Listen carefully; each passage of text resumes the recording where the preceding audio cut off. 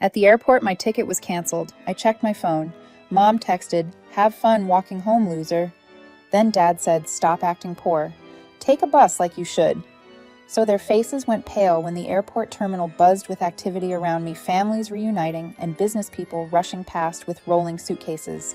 I stood at the ticket counter, my stomach dropping as the airline representative shook her head with genuine sympathy. "I'm sorry, ma'am, but your reservation has been canceled. It shows here that the person who booked it requested a full refund about 2 hours ago." My hands went cold. I'd been at this medical conference for 3 days, presenting research that could change treatment protocols for pediatric cardiac patients. The ticket had been a gift from my parents, or so I thought, a rare gesture of support for my work as a cardiovascular surgeon. My phone buzzed in my pocket and I pulled it out with shaking fingers. Mom's text glared up at me. "Have fun walking home, loser. Maybe this will teach you some humility." Before I could process that cruelty, Dad's message came through. "Stop acting poor. Take a bus like you should. Your sister needs that money more than you need convenience." I stared at those words until they blurred. My sister. Of course this came back to Natalie. The representative was still talking, explaining refund policies and standby options, but her voice seemed distant. I managed to book myself on the next available flight using my own credit card, though it cost nearly triple the original price. The 6-hour wait in the terminal gave me plenty of time to think, to remember, to finally see the pattern I'd been ignoring for 32 years. Natalie was 5 years younger than me, and from the moment she was born, the entire family orbit shifted. Where I'd been a planned first child, she was the surprise baby who arrived with a heart condition that required surgery at 18 months old. My parents had transformed overnight from attentive to completely absorbed in her care. I understood it then, a 7-year-old, trying to be helpful and quiet while my baby sister fought to survive. What I hadn't understood was that it would never end. Natalie recovered fully by age 4. Her heart was strong, her health excellent, but the family dynamic had calcified into something permanent. She remained the fragile one who needed protecting, even as she grew into a perfectly healthy teenager who played competitive tennis.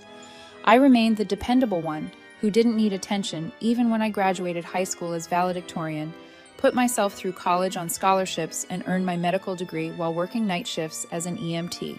Every achievement of mine was met with polite acknowledgement before the conversation pivoted back to Natalie's latest interest or minor inconvenience. When I got accepted to Johns Hopkins for my surgical residency, Mom had said, "That's nice, dear," before spending an hour on the phone helping Natalie pick out dorm decorations for the state school she'd chosen because her boyfriend was going there. The boyfriend didn't last. Neither did her initial major in communications, or her second attempt at graphic design, or her brief flirtation with becoming a yoga instructor. Natalie drifted through her 20s in a haze of parental support, both financial and emotional, always searching for her passion while living in the condo Mom and Dad had bought for her. Meanwhile, I bought my own modest house at 30, every mortgage payment a point of pride. I built a career that saved children's lives.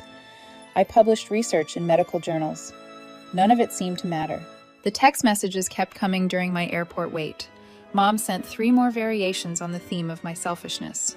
Dad included a spreadsheet showing how much money they'd spent on my education over the years, and suggesting I owed them payback since Natalie was going through a hard time financially. The hard time was that Natalie's latest venture, a boutique selling handmade candles, had failed after 8 months. This was surprising to no one except my parents, who'd invested $40,000 in inventory and retail space, apparently saturating your target market with lavender vanilla candles, and then being surprised when sales plateau wasn't a viable business strategy. But I was the selfish one. I was the one who needed to learn humility. My flight finally boarded near midnight. I slept fitfully on the plane, my dreams filled with childhood memories that now felt sinister in their one-sidedness. Waking up early to make my own breakfast before school, while Mom made Natalie's special pancakes. Using my babysitting money to buy my own prom dress, while Natalie got a shopping trip to the city for hers 3 years later. Being told my college graduation conflicted with Natalie's tennis tournament, so could I please reschedule the ceremony? Or just skip it, since it was really just a formality. I'd always rescheduled. Landing at home felt different somehow. The city lights spread below us, and I felt something crystallize in my chest. Not anger exactly, though that was there too, more like clarity. I'd spent 3 decades being the understanding one, the mature one, the one who didn't make waves. Where had it gotten me? My phone buzzed again as I waited for my luggage. Natalie this time. Mom said you're being dramatic about the ticket thing. They were just trying to help me and you make so much money anyway. Stop being selfish. I didn't respond. Instead, I drove home in silence, my mind working through logistics rather than emotions. Emotions could come later. First, I needed to understand exactly what I was dealing with. The next morning, I called my bank, then my credit card companies. Then I contacted the attorney I'd used. When buying my house, a sharp woman named Patricia Vaughn, who took my call immediately, despite the early hour. I need you to run a credit check on me, I told her. Complete background. Anything that shows up under my name or social security number. Patricia didn't ask questions, which was why I liked her. I'll have it by end of business today. The report arrived at 4:00 p.m. I read it in my home office, the room I decorated with my diplomas and the awards I'd never shown my parents, because what was the point? The words on the screen made my hands shake, but not with fear this time. My parents had opened 3 credit cards in my name over the past 5 years. The total debt was approaching $90,000. Every card showed regular charges to stores I'd never visited for purchases I'd never made. The payment history was spotty at best, tanking my credit score from excellent to barely acceptable. I should have been shocked. Instead, I felt the sick weight of confirmation. Patricia's email came through moments later. Call me immediately. This is identity theft and we need to act now. We filed police reports that evening. Every document, every statement, every fraudulent charge got cataloged with clinical precision. I was good at precision. I'd spent years learning to steady my hands through life or death procedures. This was different, but the principle remained the same. Stay calm, work the problem, save what can be saved. The detective assigned to my case was a tired-looking man named Robert Shaw, who perked up considerably when I showed him the evidence. "This is pretty clear-cut," he said, flipping through statements. "The IP addresses for most of these online purchases trace back to the same location. Do you know anyone at this address?" He showed me the screen. I recognized it immediately. "Natalie's condo. My sister lives there," I said quietly. "My parents bought it for her." Detective Shaw's expression softened. "I'm sorry. Family cases are always the hardest. But the law is pretty clear here. This is fraud, and it's substantial enough for serious charges." Over the next week, I documented everything. Every plan, every dismissive comment, every time I'd been expected to shrink myself to make room for Natalie's endless needs. I wasn't doing it for revenge. I was doing it because Patricia said a pattern of behavior would matter to the court, and I'd learned to trust expert advice. The credit card statements told their own story. Purchases for Natalie's boutique, supplies, her furniture, her car payment, even her vacation to Cancun last year, the one she'd posted about extensively on social media. While I'd been covering a double shift in the cardiac ICU, my parents had used my identity, my credit, my entire financial future to fund Natalie's lifestyle. And when I'd finally asked them for basic respect for one thing that was mine alone, they'd retaliated by canceling my plane ticket and mocking me. The police visited my parents' house on a Tuesday morning. I wasn't there, but Mom called me immediately after her voice shaking with outrage. "How could you do this to us?" "The police just left. They're talking about charges over what? A misunderstanding about some credit cards." "Mom," I said calmly, "you stole my identity. You destroyed my credit. That's not a misunderstanding, that's a crime. We're your parents. That money was going to family to your sister who actually needs it. Natalie is 27 years old and perfectly healthy. She doesn't need anything except to learn how to support herself." Dad grabbed the phone. "You're going to destroy this family over nothing. Over money. What happened to you? When did you become so cold?" Something in me snapped, but it was a clean break, surgical in its precision. "I became cold when you canceled my flight and called me a loser." "No, actually, I became cold when you missed my medical school graduation for Natalie's birthday party. Or maybe it was when you forgot my 30th birthday entirely, but threw Natalie a $10,000 celebration for her 25th. Take your pick." "You've always been jealous of your sister," Mom hissed, always resentful that she needed more attention. "She needed more attention when she was 2 and sick. She's not sick anymore, Mom. She hasn't been for 25 years. But you kept treating her like she was dying and me like I was already dead." I hung up, my hands were steady. The legal process moved faster than I expected. Patricia was relentless, and the evidence was overwhelming. My parents tried to claim they'd had permission to use my information, but they couldn't produce any documentation. Natalie claimed ignorance, saying she thought Mom and Dad were paying for everything out of their own accounts. That lie fell apart when Detective Shaw found emails between Natalie and Mom discussing which of my cards to use for various purchases. Natalie had known. She had always known. The breaking point came 6 weeks into the investigation. Dad called me from a number I didn't recognize, and I answered out of curiosity. Your mother had a breakdown, he said without preamble. She's in the hospital. Are you happy now? What happened? The stress from what you're putting us through. The police, the lawyers, the embarrassment. Our friends know. The whole community knows our daughter is trying to send us to jail. I took a breath. What I'm doing is recovering nearly $100,000 that you stole from me. What you're experiencing is consequences. She could have a heart attack. Is that what you want? Your mother dead. Dad, if Mom's in the hospital, I'm sorry she's not well. But that doesn't change what you did. It doesn't make fraud suddenly acceptable because facing consequences is stressful. You cold-hearted, he spat. You're no daughter of mine. I haven't been your daughter in any meaningful way for years. You made that choice every time you picked Natalie over me. Every single time. He hung up. I sat in my kitchen, holding my cooling coffee, and realized I felt nothing but relief. Mom was released from the hospital after 2 days. It hadn't been a heart attack or even a real breakdown, just a panic attack, brought on by, according to the discharge notes, Patricia somehow obtained stress from legal matters. She was fine. She would continue to be fine. The weeks leading up to the court date were a special kind of hell. My parents launched what Patricia called a pressure campaign, using every family member they could manipulate as a messenger. Uncle Gary showed up at my house unannounced, parking himself on my front steps until I threatened to call the police. He'd been coached well, hitting all the talking points about forgiveness and family unity. Your mother cries every night, he said through my locked door. She's wasting away. Can't you find it in your heart to drop this? I opened the door just enough to look him in the eye. Did she cry when she was using my credit to buy Natalie a car? Did she waste away from guilt when she destroyed my credit score? Or is she only suffering now because there are consequences? Uncle Gary had no answer for that. He left, but others came. Aunt Louise, who I'd seen maybe 5 times in my entire life, suddenly cared deeply about family reconciliation.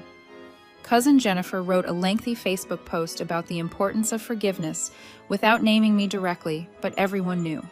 The post got 200 likes from people who knew nothing about the situation.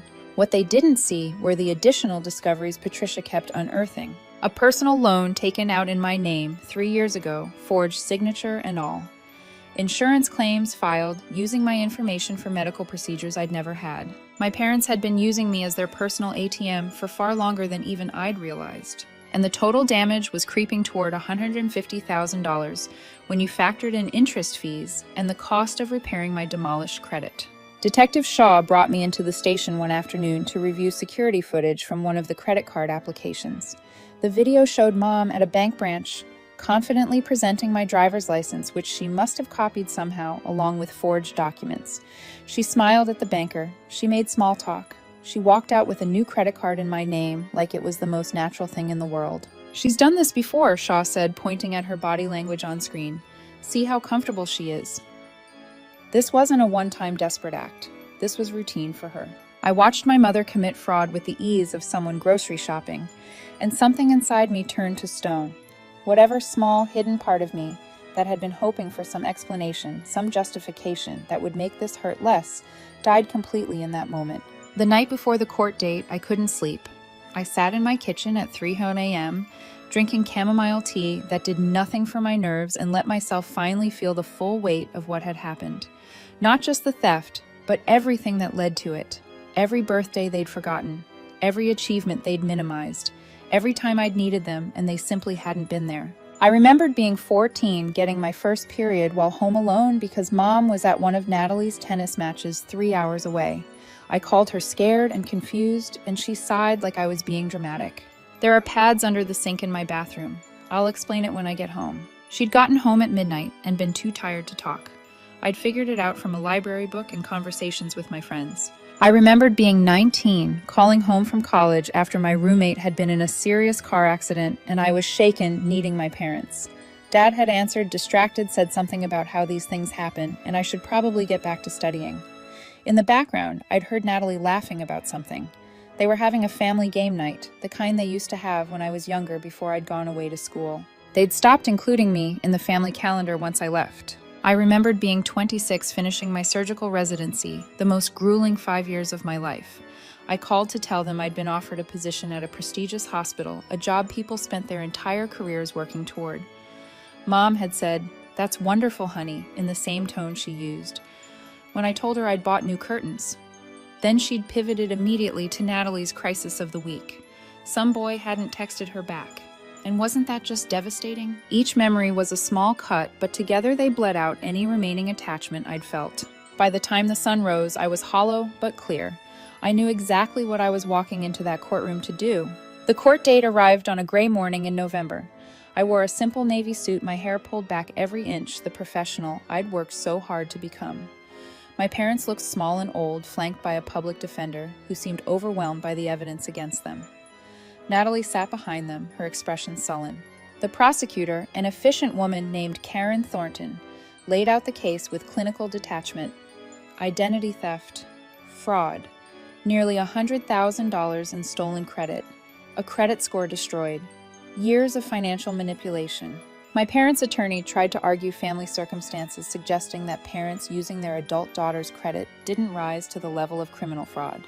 The judge, a stern woman in her 60s named Andrea Holland, cut him off. "Counsel, I have the defendant's text messages to the victim here. Would you like me to read them aloud? The parts where they mock her and call her names for daring to ask why her plane ticket was canceled. The ticket they canceled after using her stolen credit to fund her sister's failed business." The attorney went pale. "Your Honor, family dynamics are complex, and the law," Judge Holland said calmly, "is clear. This isn't about family dynamics. This is about fraud, about identity theft, about a pattern of financial abuse that spans years. The defendants have shown no remorse, no accountability, and based on their communications with the victim, seem to believe they were entitled to destroy her financial future." The sentencing took less than 20 minutes. My parents were given probation, 500 hours of community service each, and ordered to pay full restitution plus damages. The criminal charges would be held over their heads like a sword, any violation of their probation terms resulting in immediate jail time. More importantly, a restraining order was issued. They were to have no contact with me for a minimum of 5 years unless I initiated it. Natalie, as an accessory who'd benefited knowingly from the fraud, received her own probation terms and a separate restitution order. Her condo, the one my parents had bought her, would be sold to help pay what they owed me. I walked out of that courthouse into weak November sunlight and felt something I hadn't experienced in years. Freedom. The money came back slowly in court-ordered installments. My parents had to sell their vacation home in Vermont, the one they'd bought the same year I graduated from medical school. Natalie moved into a studio apartment and got a job as a barista, her social media posts suddenly full of inspirational quotes about resilience and personal growth. I blocked her. The fallout rippled through our extended family in ways I hadn't anticipated. Thanksgiving that year was interesting, to say the least. Aunt Louise hosted as usual, and while I wasn't invited, I heard about the drama through my cousin Michelle, who'd always been kind to me despite the family politics. "It was a disaster," Michelle told me over coffee. "Your parents showed up acting like martyrs. Your dad kept talking about how ungrateful children destroy families, looking around the table like he expected everyone to nod along. But here's the thing, Uncle Gary's been talking. He told people about the credit cards, about the amounts. Some of the family is actually on your side now." "I don't need them on my side," I said, surprised by how true it felt. "I know," Michelle said, but Aunt Paula pulled me aside and said she always knew something was off about how they treated you versus Natalie. She said she tried to bring it up to your mom once years ago and got her head bitten off. She feels guilty for not pushing harder." Aunt Paula reached out a week later. Her email was brief but genuine. She apologized for not seeing clearly, for not speaking up, and said she understood if I wanted nothing to do with the family. She didn't ask for anything, which made her apology one of the few I actually believed. The hospital became my sanctuary during those months. There's something clarifying about holding a child's heart in your hands, knowing that your skill and focus are all that stands between this kid and death. Everything else falls away, the family drama, the legal proceedings, the constant background hum of anxiety. None of it could follow me into the OR. I had a case that winter, a 7-year-old girl named Emma with a congenital defect that had somehow been missed until she collapsed during recess.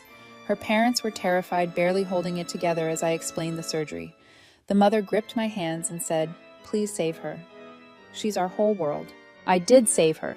9 hours of surgery. 2 complications that could have been fatal, and a week in the ICU before Emma stabilized. The day she was moved to a regular room, laughing at a cartoon and demanding ice cream, her parents cried and thanked me so many times I lost count. That same week, my mother left me a voicemail. She didn't apologize. She complained about how hard her life had become, how the court payments were bleeding them dry. How could I be so cruel when I had so much and they had so little now? She ended with, "I hope you're happy with yourself." I deleted it and went back to work.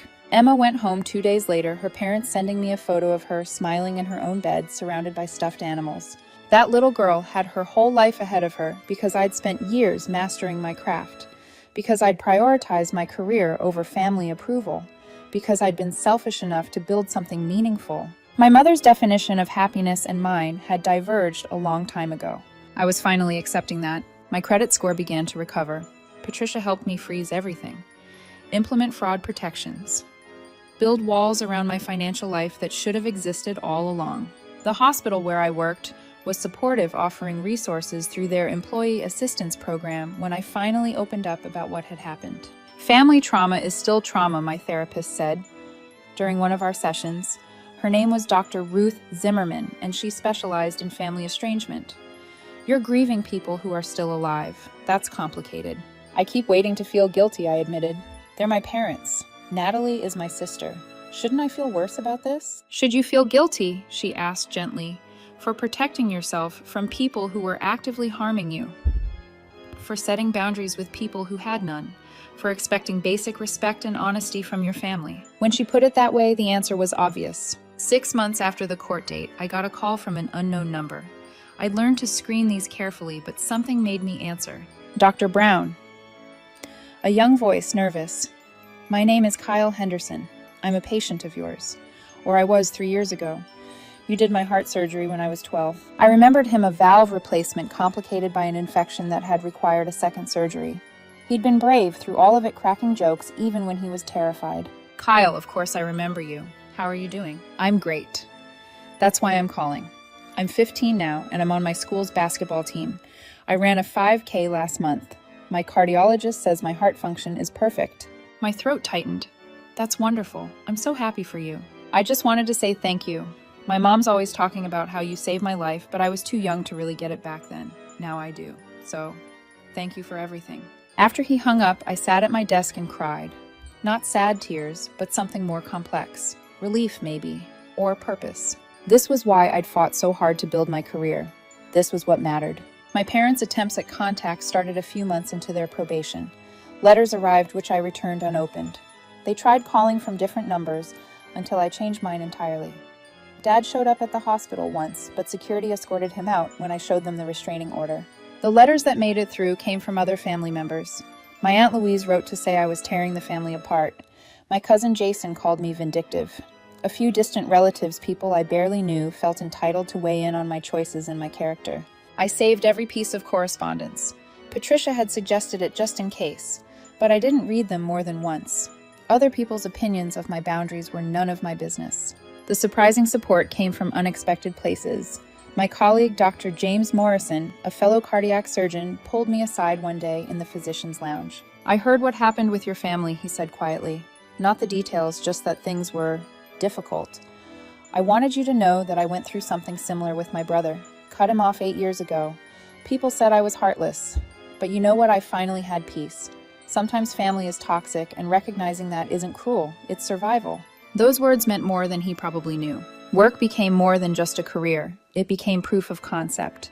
Every life I saved, every successful surgery, every grateful family evidence that I'd made the right choices, that prioritizing my education and training over family approval had been worth it, that the countless times I'd been called selfish for putting my career first had actually been me investing in something that mattered. I started mentoring more actively at the hospital, taking younger residents under my wing in ways my own mentors had done for me. There was a resident named Taylor Chen who reminded me of myself, brilliant, driven, but constantly apologizing for taking up space. Her family wanted her to be a dermatologist, something with better hours and less stress. They didn't understand why she'd chosen cardiac surgery. They make me feel guilty every time I miss a family event, she confided. During a rare, quiet moment in the surgeon's lounge. My sister's engagement party is next month and I'm on call. My mom said if I don't find someone to cover my shift, it means I don't care about family. I looked at this talented young surgeon already doubting herself and felt a surge of protective anger. Your sister will have an engagement party whether you're there or not. But your patient who needs surgery that night, you're irreplaceable to them. Your family's job is to understand that. If they don't, that's their failing, not yours. She blinked at me, and I saw something shift behind her eyes. Permission, maybe. Or recognition that someone understood. My family doesn't get it either, I added. They never have. I used to think that was my fault, that I needed to try harder to make them understand. But some people are never going to value what you do, and you can't let their blindness define your worth. Taylor didn't cover her shift. Her patient, a 10-year-old boy with a faulty valve, came through surgery perfectly, and Taylor stopped apologizing quite so much after that. A year after the court case, I got an email from Natalie. It bypassed all my blocks because she'd created a new address. The subject line read, "Please read this." I debated deleting it. Instead, I opened it in the parking lot after a long shift sitting in my car under the orange glow of streetlights. The email was long, rambling, and occasionally incoherent. Natalie claimed she'd been in therapy working on herself, understanding her role in family dysfunction. She said she was sorry that she'd been enabled her whole life and never learned to stand on her own. She wanted to make amends. Then in the final paragraph, she asked if I could help her pay for her car repair just this once since she was working so hard to change. I deleted the email and blocked the new address. Some people don't want to change. They want you to believe they've changed just long enough to get what they need. Then it's back to the same patterns, the same dynamics, the same expectation that you'll sacrifice yourself for their comfort. I was done sacrificing. The healing process wasn't linear. Some days I woke up angry all over again, remembering some small cruelty I'd buried years ago. Other days I felt nothing but relief. Dr. Zimmerman said both were normal, that grief and liberation could coexist. "You're mourning the family you should have had," she explained during one session. "The parents who should have supported you. The sister who should have been your friend. That's a real loss. Even though those people never actually existed, they were always who they were. You're just finally seeing it clearly." I joined a support group for adults estranged from their families. Sitting in that church basement every Wednesday evening with 15 other people who'd walked away from toxic relatives, I felt less alone than I had in years. Their stories were all different: abuse addiction, manipulation, neglect, but the core wound was the same. We'd all loved people who couldn't love us back properly, and we'd all reached a point where survival meant leaving. A woman named Grace, probably in her 60s, had been estranged from her children for a decade after they'd stolen her retirement savings. "People always ask if I miss them," she said one evening. "I tell them I miss who I hoped they'd be, but I don't miss who they actually are. I don't miss the stress, the lies, the constant waiting for the next betrayal. I sleep better now than I have in 40 years. Everyone in the circle nodded. We understood. Through that group, I learned that my experience wasn't unique. Financial abuse within families was disturbingly common, especially when it came to successful children supporting less stable siblings or parents. The pattern was always similar. The achieving child becomes a resource, not a person. Their worth is measured by what they can provide, not who they are. I'd been a resource to my family my entire adult life. My stability was something they could exploit. My success was something that existed for their benefit. The moment I'd set a boundary, the moment I'd stopped being useful, I'd become the enemy. Understanding that didn't make it hurt less, but it did make it make sense. My career flourished in ways I hadn't anticipated. Without the constant drain of family drama, I had energy for professional development. I published 2 research papers that year.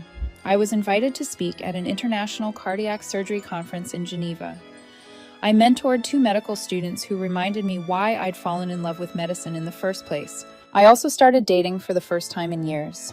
Nothing serious yet, but it felt good to be open to possibilities, to imagine a future that I got to design on my own terms. The restraining order expired after 5 years. I didn't renew it, but I didn't reach out either.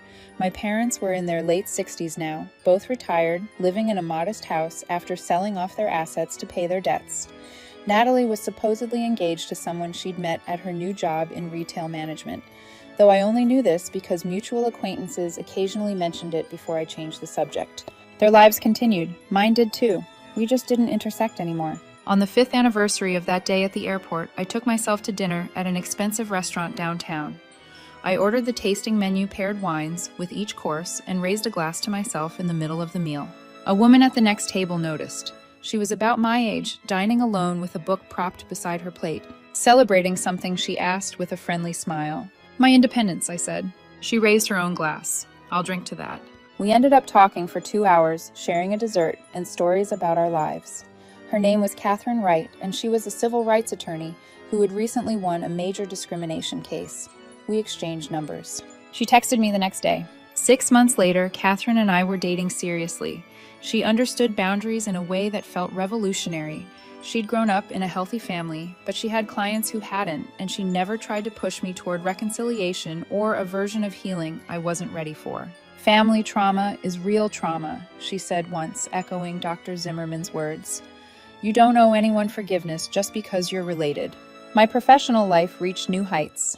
At 38, I was named head of pediatric cardiac surgery at the hospital, the youngest person ever to hold the position. The announcement made it into medical journals. My research on innovative surgical techniques for complex congenital heart defects was saving lives across the country. I bought a larger house by then, one with a home office and a garden. Catherine had a key. We were talking about the future in concrete terms, about building something together that was based on mutual respect and genuine care. Everything I had, I built myself. Every success was mine alone, and it felt incredible. The message came on a random Tuesday, not a text or email, but a formal letter delivered by courier to the hospital. My parents' attorney informed me that my father had been diagnosed with advanced lung cancer. He had months, maybe a year. They wanted to see me. I sat with that letter for 3 days. Catherine didn't pressure me either direction. Dr. Zimmerman asked thoughtful questions about what I wanted, not what I thought I should want. In the end, I didn't go. I drafted a response through Patricia expressing that I hoped Dad received good medical care and that the family had support during a difficult time. I did not offer my presence. I did not absolve anyone of anything. I simply acknowledged the information and moved on. The responses from extended family were predictable. I was heartless. I was cruel. How could I deny a dying man his daughter's presence? What kind of person does that? The kind of person who remembers being called a loser and told to take the bus. The kind of person who was used and stolen from and mocked for objecting. The kind of person who'd learned that DNA doesn't obligate you to accept abuse. Dad died 6 months later. I sent flowers to the funeral but didn't attend. Mom sent me a letter afterward, her handwriting shaky, calling me every terrible name she could think of. I filed it with the others and went to work. Life went on. Catherine proposed on a beach in Oregon at sunset. I said yes. We got married in a small ceremony with colleagues, friends, and chosen family. No blood relatives were invited. No one was missing. Our wedding was perfect because it was ours, built on honesty and respect and love that didn't come with conditions or secret price tags. At the reception, my colleague Dr. Morrison gave a toast. To the happy couple, he said, raising his glass, and to the families we choose, which are sometimes better than the ones we're born into. Everyone cheered. Catherine kissed me, and I realized I didn't think about my parents or Natalie at all anymore, except in moments like this, when their absence was notable only for how much better everything was without them. The trauma was real. The healing was real. The life I built was real. And it was mine in a way nothing had ever been mine before. Sometimes the best revenge isn't elaborate or dramatic. It's simply living well on your own terms, surrounded by people who actually love you. People who see your worth not as a resource to exploit, but as a person to cherish. That text message from years ago haunted me for a long time. Have fun walking home, loser. I'd done more than walk home. I'd walked away entirely. And I'd never been happier.